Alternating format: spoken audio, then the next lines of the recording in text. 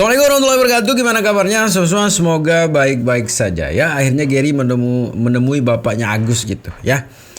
Jadi mungkin ini akhir dari kisah Agus ini begitu ya. Kita harapkan sih mudah-mudahan ada kejelasan lah. Dari kemarin kita titik temu masih aja berepisode ya.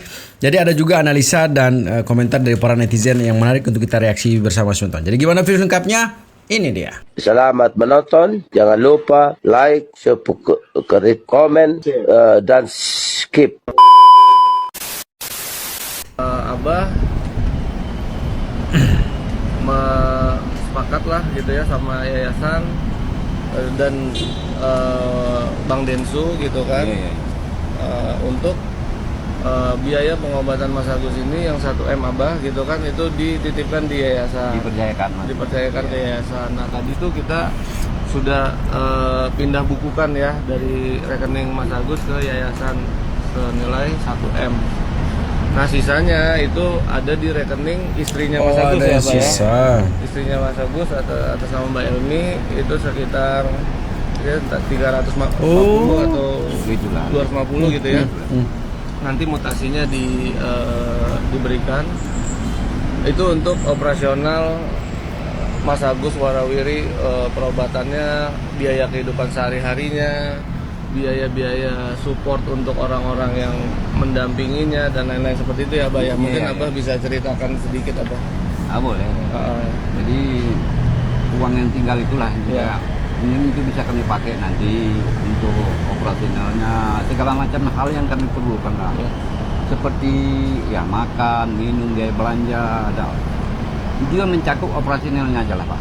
Persingkatkan gitu kan. Jadi itulah cuma yang bisa kita ceritakan. Jadi untuk apa panjang lebar. Jadi kalau jelas ketahuan ini artinya Bapak pun sudah tahu dan kami pun memberitahu. Ini kan sudah jelas di atas kesepakatan. Nah, jadi semuanya itu nggak ada jadi permasalahan antara Bapak dan saya, atau Pak Nopi sama saya. Nah, jadi kalau masalah ini saya rasa sudah selesai.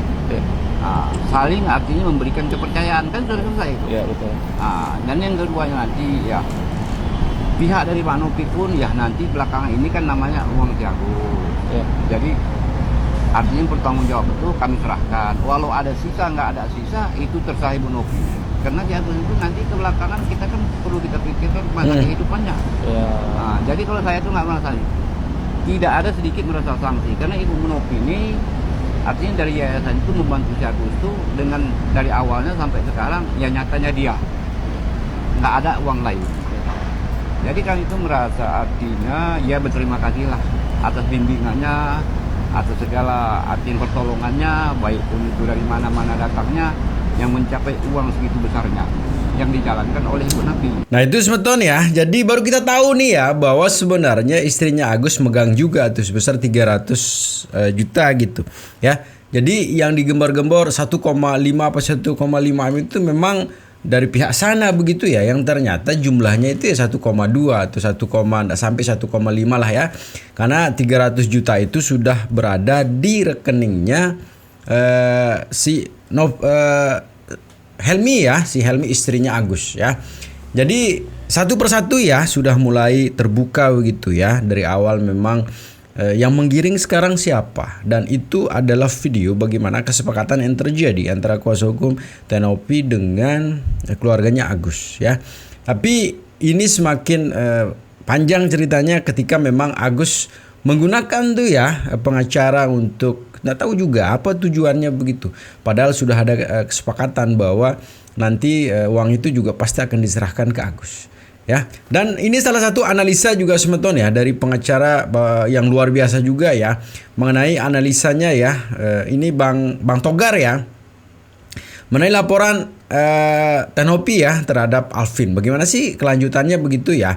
Jadi ini dia videonya. Bang, sebagai sama-sama praktisi hukum gimana memandang kasus seorang dari Alvin ini Bang? Salah Pak bener Bang? Kalau saya lihat kasusnya kayak Alvin Lim itu bukan terkait salah atau tidak. Alvin Lim itu melalui podcast dia itu bertanya terkait dananya yang ada di Novi itu satu. Kedua, gaya hidup daripada Novi itu sendiri. Karena latar belakang Novi dulu kan pramugari, berarti kan establish kita tahu berapa sih gaji daripada seorang tersebut. Nah, kalau establish kita bisa diekuvalen gaji sekian dengan kehidupannya misalnya di luar daripada pemasukan, itu kan patut dipertanyakan. Tapi bukan menuduh, tapi mempertanyakan apakah kita bertanya salah. Gitu. Kecuali statement. Oke, berarti abang menilai Alvin Lim ini bukan menuduh, Bukan. hanya bertanya. Bertanya. Nah, Bertanya, kayak saya bertanya, Bapak Hakim, kenapa Harvey Muiz itu kok sama jaksa dituntut 12 tahun? Lalu bagaimana fakta persidangan Sandra Dewi? Apakah tidak dianggap sesuatu? Nah, apakah nggak ada lima-limanya turut serta? Kan boleh saya bertanya. Namanya bertanya. Kalau konteks bertanya sebetulnya ya, yang tadi dicontohkan sama Abang Togar ya, itu langsung gitu kita tunjuk, Hakim apakah begini gitu kan. Tidak ada yang salah sebenarnya ketika si Alvin juga bertanya langsung sama Teh Nopi begitu. Nopi ini kan kamu gaya hidup segini dengan gaji segitu dari mana gitu kan. Tapi langsung ke orangnya gitu. Jangan pertanyaan itu dipubliskan ke media sosial begitu kan. Dan ini kan menimbul berbagai macam spekulasi ya, terutama dari Novi gitu. Dan ada juga profesi yang disentil di situ ya. Ini kan sifatnya umum begitu kan. Jadi kalau memang niatnya untuk bertanya, silahkan bertanya langsung ke orangnya gitu. Nopi, bagaimana ini? Kayak tadi dicontohkan gitu, Hakim gini. Kalau misalnya pertanyaan tadi itu disampaikan di akun pribadi misalnya, tidak langsung menyebut hakim yang dimaksud, itu kan menjadi spekulasi juga nanti ya. Menarik semata. Apakah bertanya saya lantas menyerang Harvey Muiz? Enggak, karena tanya. Karena ada kita kebebasan berpendapat. Masa kebebasan berpendapat dilarang? Sekarang buktikan bahwa omongan saya tidak seperti apa yang saya katakan. Buktikan. Perilaku kamu harus baik. Perilaku kamu harus merendah. Perilaku kamu harus sederhana. Yang tadi fokus obat kan udah selesai dengan Mensos. Kenapa nggak diselesaikan pengobatan Agus? Malah dia saling lapor sana sini.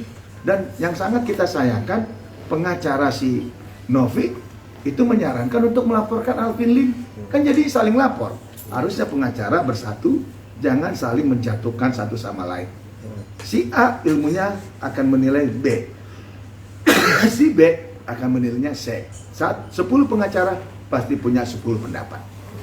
tapi bang, dia seakan menyerang, dari keterangan dari Novi seakan menyerang harkat martabat. Dia bilang apakah menjual diri, bla bla bla. Nah itu gimana tuh bang? Itu kan tadi awalan apakah Bang ya? Apakah kan boleh?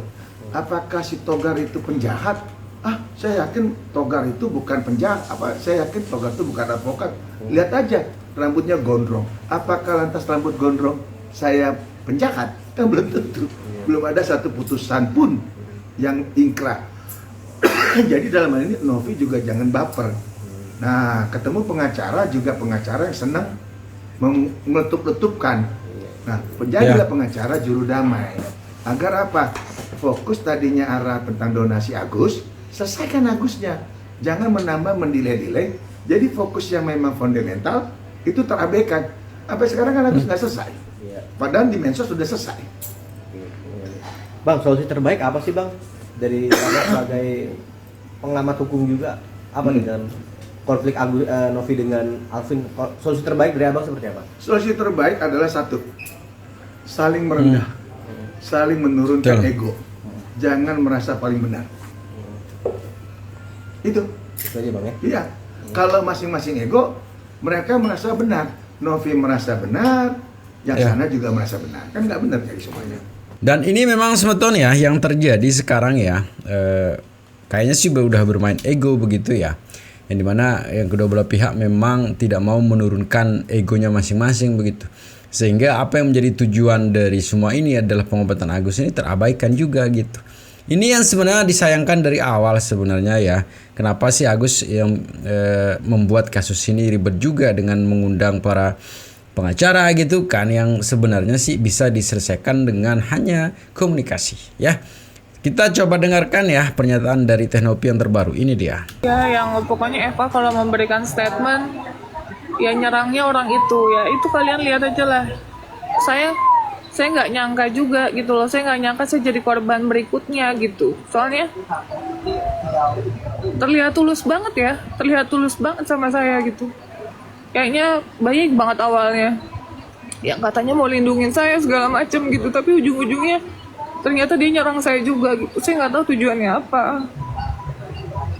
Capek banget guys, capek banget. Itu ya sekitar berapa bulan dalam tekanan, dalam konsumsi publik, memang ya capek gitu kan.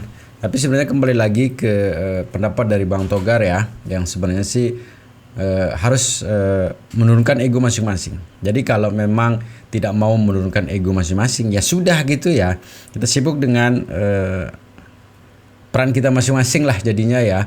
Agus ya terserah gitu kan, nanti Agus juga harus begitu juga sama Teh Nopi, terserah juga Teh Nopi harus kembali ke habitat masing-masing lah gitu kan. Teh Nopi sebagai orang yang membantu gitu ya, Agus kembali dengan live-nya mungkin di situ ya gitu. Tapi kurang lengkap semeton ya kalau kita tidak mendengarkan pernyataan para netizen. Ini dia.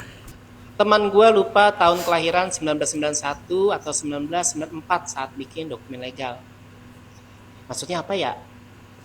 Maksudnya bikin 2 dokumen gitu dengan tahun lahir yang berbeda, KTP ganda. Ya, jadi memang belakangan ini ada seorang public figure yang digosipkan atau diisukan, dirumorkan, diduga memiliki KTP ganda dengan data yang berbeda.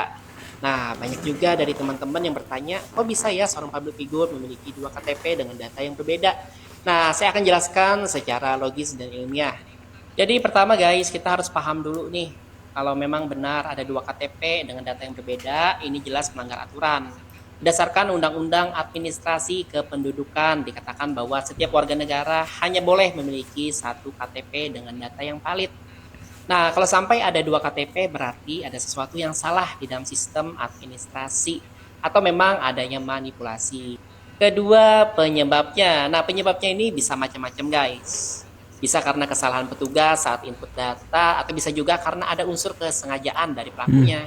Kalau memang sengaja, pertanyaannya untuk apa manipulasi identitas atau ada motif tertentu? Ini yang harus kita kritisi bersama. By the way, konsekuensi dari kasus ini nggak main-main guys. Kalau terbukti melanggar, memang ada ancaman pidananya hingga 7 tahun penjara. Nah, apalagi kalau ada indikasi pemalsuan atau penyalahgunaan dokumen tersebut untuk keuntungan pribadi. Ya, tapi sekali lagi saya selalu tekankan guys, bahwa sebelum kita menghakimi atau ngejudge, mari kita tunggu dulu klarifikasi atau hasil investigasi.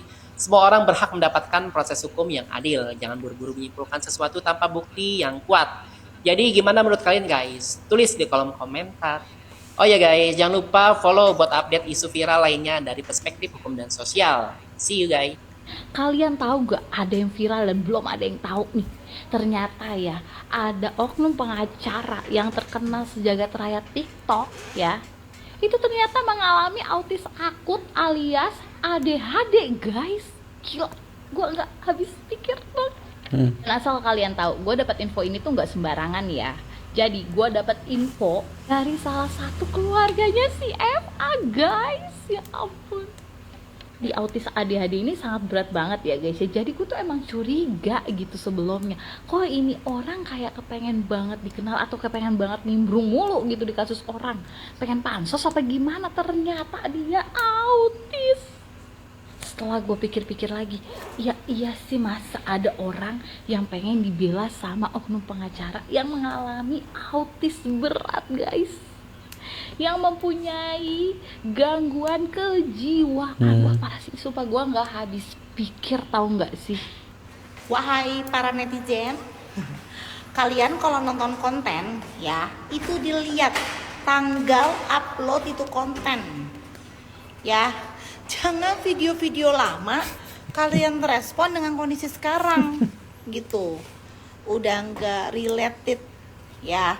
Soalnya banyak banget video-video gue yang udah lama itu masih di komen-komen soal kondisi sekarang, gitu loh.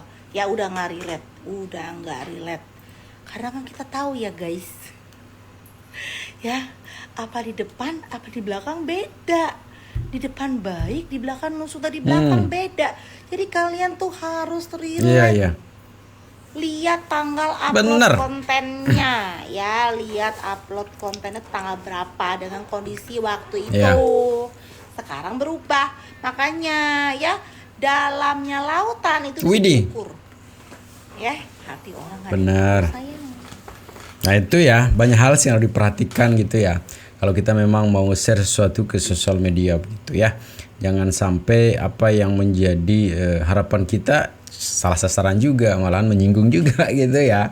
Jadi segitu sebetulnya ya, tetap jaga persatuan dan kesatuan kita ya. Assalamualaikum warahmatullahi wabarakatuh.